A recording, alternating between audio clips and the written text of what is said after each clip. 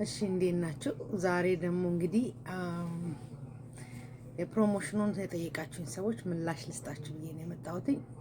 የኖቬምበር ፕሮሞሽን የመጣው ኦክቶበርን ብዙ ሰው ተጠቅሞበት ስለነበረ እና ቻንሱን ያላገኙ ብዙ ሰዎች ስለነበሩ ነው። እሱም ደግሞ ምንድነው እኛ ቢዝነስ ውስጥ ኳሊፋይድ ሆናችሁ ቢዝነሱን ከጀመራችሁ በኋላ ኢንስቴድ ኦፍ ፕሮሞሽናችሁን በአንድ ከማግኘት ይልቅ በ3 እና በ4 እጥፍ የምትጀምሩበትን ኦፖርቹኒቲ ነው ካምፓኒ የጀመረው እና ኤቭሪ ታይም መሄድ የሚገባችሁን ስቴፖች ሄዳችሁ ዳሚንስ ኢንፎርሜሽኑን አግኝታችሁ ማየት የሚገባችሁን አይታችሁ ከዛ ሜምበር ሆናችሁ ቢዝነስ ፕላኑን አጥንታችሁ ባይ ዘ ወይ ቢዝነስ ፕላኑን አጥንቶ ከዛ በኋላ ማድረግ ያለበትን አድርጎ ኳሊፋይድ ያልሆነ ሰው መስራት አይችልም። ግን ኳሊፋይድ ከሆናችሁ በኋላ የምትጀምሩት በፈርስት ፔመንት ማለት ኮሚሽናችሁ በአንድ ብቻ አይሆንም፣ 3 እጥፍ ሆኖ ነው የምትጀምሩት ማለት ነው።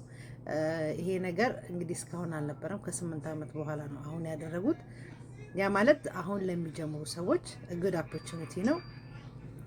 እናንተ የምትችሉትን ብትሞክሩ ወይ ደግሞ ዛሬ ብትጀምሩ ነገ ከነገ ወዲያ ቢልድ የምታደርጉት ፊውቸር ላይ ገዛ ይኖራቸዋል ማለት ነው። እና ስላለው ፕሮሞሽን ሞር ጥያቄ የሚፈልግ ሰው ካለ ቴክስት ላይ ያደርግልኝ ይችላል። ለዛ ደግሞ ባዮ ሴክሽን ላይ ክሊክብል ዌብሳይት አለ። እዛ ላይ ሳይን አድርጉና ፍሪ ዌብሳይት ፍሪ ኢንፎርሜሽን አለ።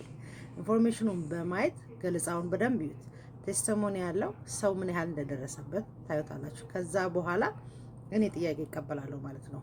በቢዝነሱ ዓለም ላይ ሜንቶርና ኮች ተሰጥቷችሁ ቪዲዮ በታከለበት የምትሰለጥኑበት የምታርጉበት ጥሩ ካምፓኒ ላይ ነው የምንሰራው እኛ። እንግዲህ ኢንተረስት ያለው ሰው ሊክን ፋሎሚ ኦር መላክ ይችላል። አለዛ ደግሞ ባዮ ሴክሽን ላይ ባለው ዌብሳይት ሳይን አድርጎ ለራሱ ነፃ ገለጻውን ማየት ይችላል ማለት ነው። እና የኖቬምበር ድል አያመልጣችሁም። ከእንግዲህ የዛሬ 3-4 ዓመት የጀመሩ ሰዎች ፕሮባብሊ ብዙ ጊዜ ሊፈጅባቸው ይችላል ትሪ ኮሚሽን ላይ ለመድረስ።